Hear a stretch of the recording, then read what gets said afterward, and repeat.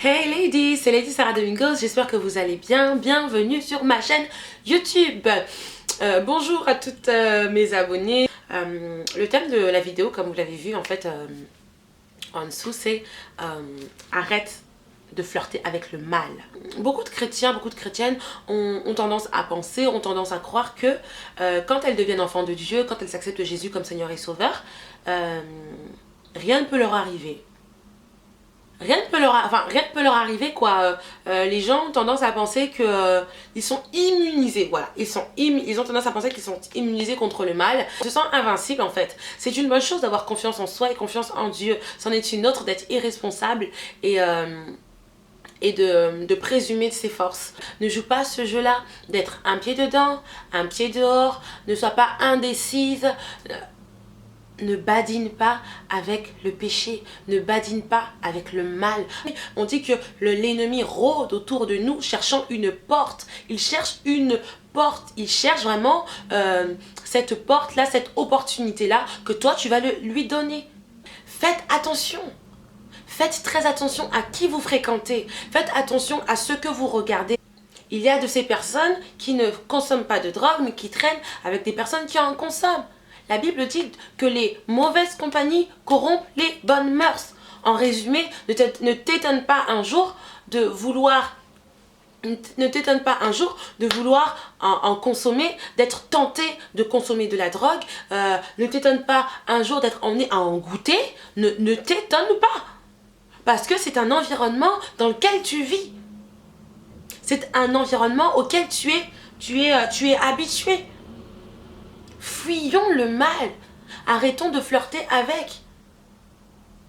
Pour les jeunes femmes qui aiment flirter avec les garçons, les hommes, arrêtez. Arrêtez parce qu'un jour tu vas te retrouver dans une situation que peut-être tu ne désirais pas forcément, mais tu l'as cherché parce que tu flirtais avec ce garçon-là. Et franchement, le flirt, c'est pas honnête. On l'a tous fait, je l'ai fait moi aussi, c'est pas bien. J'étais une jeune femme qui flirtait énormément avec les hommes et c'est pas bon. C'est pas bon. Quand on est une jeune femme chrétienne, on se dit non, moi je me garde pour la bonne personne, moi je ne couche pas avec les hommes, moi ceci, moi cela, moi je suis pure, moi je suis sainte, je suis la Vierge Marie. Mais en attendant, quand tu flirtes, c'est pire. C'est pire. Le flirt, c'est pire. Pourquoi je dis que c'est pire? Parce que tu suscites l'envie chez quelqu'un d'autre. Alors que tu sais très bien que toi, tu ne vas rien faire, que tu ne désires rien faire. Alors pourquoi cela t'amuse-t-il de chercher quelqu'un? Tu as besoin d'attention? Tu as besoin d'intérêt? Qu'est-ce que tu cherches? Fuis le mal. Fuis le mal. Si un homme s'intéresse à toi et que tu vois que vous commencez à discuter, mais et ensuite par la suite ça devient du flirt, romps cette relation, romps cette conversation, soit cache avec cet homme, soit cache avec ce type, dis-lui les choses clairement. Hey man, moi je joue pas ce jeu-là. Moi je suis un enfant de Dieu, je suis une servante de Dieu, je peux pas faire ce que tu fais là. Je ne peux pas. Tu lui dis les choses clairement. Parce que quand tu flirtes avec un homme, tu suscites chez lui des envies. Lui aussi suscite chez toi des envies. Moi, je ne suis pas de celles qui disent « Oh non, je ne savais pas ». Une femme, c'est toujours ce qu'elle fait. Quand une femme est en pleine séduction, elle sait qu'elle séduit. Quand une femme plaît à un homme, elle sait qu'elle plaît à un homme. Arrête de flirter. Arrête, ce n'est pas bon. Quand tu flirtes avec un homme, tu flirtes avec le mal. Tu flirtes avec les relations illégitimes, tu flirtes avec le désir sexuel, tu flirtes avec les désirs charnels, tu flirtes avec toutes ces choses-là. Tu peux avoir une relation avec un homme amical ou apprendre à le connaître sans flirt. Quand je parle de flirt, on sait de quoi je parle, n'est-ce pas? Ne faisons pas les enfants. C'est méchant, c'est vilain, c'est mesquin, c'est sournois de faire ça. De susciter le désir chez un garçon. Il est 1h du matin. Parce que généralement, c'est de 1h à 3h, 4h du matin, hein, d'accord? Pour les plus coriaces, c'est 5h du matin. Allô? Ouais. Ouais, ça va? Et là, il te dit, oh, il fait, waouh, pourquoi tu me parles comme ça? T'as une voix. Ouais, non, je suis fatiguée. Alors que t'es bien éveillé. t'es très éveillé, mais tu attendais le coup de fil. Ouais, ouais. Ouais, tu me manques, je te jure, aujourd'hui je t'ai pas parlé. Je te jure, aujourd'hui je t'ai... Hein? Non mais je fais pas exprès, c'est ma voix qui est comme ça. Ta voix elle est comment? Ta voix est comment? Tu es très éveillé, ta voix est comment? C'est-à-dire que on use de tout, de notre voix, de...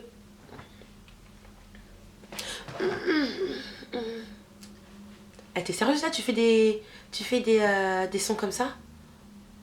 Toi aussi je fais rien, je me tourne. Non mais tu flirtes avec le mal.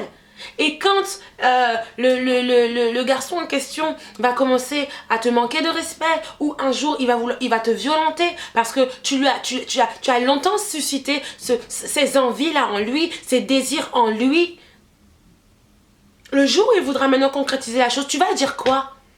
Tu vas lui répondre quoi? C'est comme ça qu'on attire vers nous la malédiction, on attire vers nous des mauvaises ondes, des mauvais sorts, on attire vers nous plein de mauvaises choses. Tu ne consommes pas d'alcool, mais tu traînes avec de vrais ivrognes. Vraiment. Ou des jeunes gens qui, pour s'amuser, sont forcément obligés de consommer de l'alcool.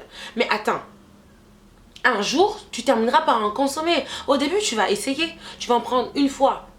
Mais en ayant consommé une fois, tu as senti les effets. Le jour où tu te sentiras pas bien, le jour où tu auras envie de t'amuser, mais le cœur n'y sera pas, et ben tu vas te dire quoi? Ah, la fois dernière, quand j'ai consommé de l'alcool, et ben j'ai réussi à m'amuser. Alors je vais en consommer. C'est rien, c'est qu'une fois. Je maîtrise la chose. Voilà ce qu'on se dit aussi très souvent. Je maîtrise. Mais tu maîtrises rien. Tu ne maîtrises rien. Il faut que ça entre dans nos têtes que nous ne maîtrisons. Le mal, on ne peut pas le maîtriser. Vous comprenez? Le mal, on ne peut pas le maîtriser. Voilà pourquoi on le fuit. La Bible nous dit quoi? Résistez au mal, qu'il fuira loin de vous. On ne peut pas le contrôler, on ne peut pas le maîtriser. On peut y résister, mais on ne peut pas le maîtriser. C'est deux choses différentes. Je suis désolée, peut-être que je suis un peu virulente, je ne sais pas. Mais c'est quelque chose que j'ai vécu et je vois tellement de jeunes femmes, tellement de mes sœurs, tellement de mes sœurs ou de mes petites sœurs passer par ces choses. Les filles, réveillez-vous. Réveillez-vous, l'ennemi rôde, le diable rôde et il cherche une porte pour nous atteindre, pour nous faire du mal. Pour qu'on perde confiance en nous, pour qu'on perde confiance en Dieu, pour qu'on perde confiance en notre salut, pour qu'on perde confiance en notre identité d'enfant de Dieu. Mais c'est nous qui lui ouvrons la porte. Arrêtons de flirter avec le mal. Oh non, je fume pas, je fume une taf de temps en temps. Oui, au début c'est de temps en temps. Au début c'est pour s'amuser. Au début c'est pour faire comme les autres. Et puis un jour ça devient régulier. Et puis un jour tu n'arrives plus à t'arrêter. Alors pour ne pas avoir cette difficulté-là, ne consomme pas, ne commence pas. Éloigne-toi de ces choses. Éloigne-toi du mal. Je vous dis ça parce que c'est très difficile lorsque tu as commencé quelque chose d'arrêter. Pour celles qui sont déjà passées par de telles situations, elles comprendront que c'est très difficile d'arrêter. Comme une jeune femme qui est une habituée des relations. Tu quittes un garçon, tu en prends un autre. Tu quittes un garçon, tu en prends un autre. Tu quittes un garçon, tu en prends un autre. C'est très difficile de rester seule. Parce que c'est une semence, Le mal, c'est un virus. Le mal, c'est un microbe. Quand il entre, c'est difficile pour l'arrêter. Et là, il y a ma soeur qui me regarde. Coucou Daniel. C'est très difficile. Alors, je vais pas plus tarder que ça. Je vais te laisser réfléchir. Je vais te laisser te remettre entre les mains de Dieu aussi. Et lui demander la force de résister au mal. Peut-être que tu es là, comme beaucoup m'écrivent, je n'y arrive pas, moi je suis faible. Mais demande au Seigneur sa force, demande à Dieu, je ne suis pas exceptionnelle. Toutes ces jeunes femmes qui arrivent, ces jeunes femmes qui nous inspirent, elles ne sont pas exceptionnelles. Elles ont simplement baissé les armes. Elles ont décidé de ne plus être orgueilleuses devant Dieu. Elles ont simplement décidé de dire, Seigneur, sans toi, je n'y arriverai pas. Tu dois arriver à ce point-là de dire à Dieu, Seigneur, sans toi, franchement, je ne pourrais pas être une meilleure personne. Tu as besoin du Saint-Esprit, tu as besoin de Dieu, tu as besoin que Jésus opère une œuvre en toi et une œuvre vraiment profonde. Nous avons tous besoin de ça. Aujourd'hui, je suis encore là à demander tout le temps la présence de Dieu, à demander la puissance de Dieu, à demander l'aide de Dieu, la force de Dieu. On en a besoin parce que nul n'est immunisé contre le péché, nul n'est immunisé contre le mal. Encore une fois, je vous le répète, mais l'ennemi rôde. Son rôle est de nous nuire.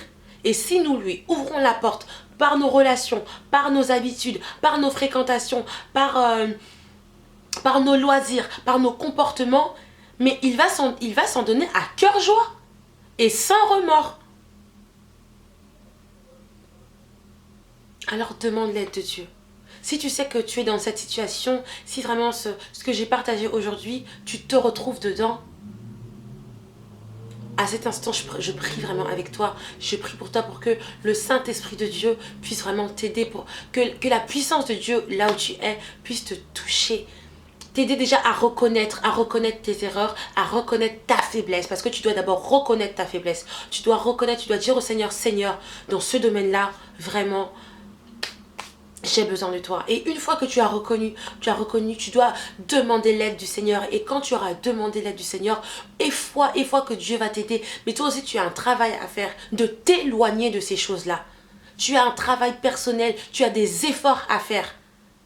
À ne plus fréquenter ces personnes, à changer de milieu, à enlever ces choses en toi.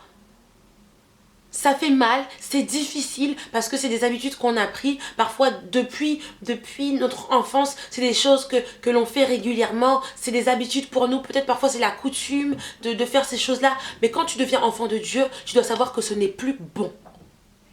Et tu dois décider de t'en débarrasser définitivement. Laisser la place au Seigneur entièrement dans ta vie.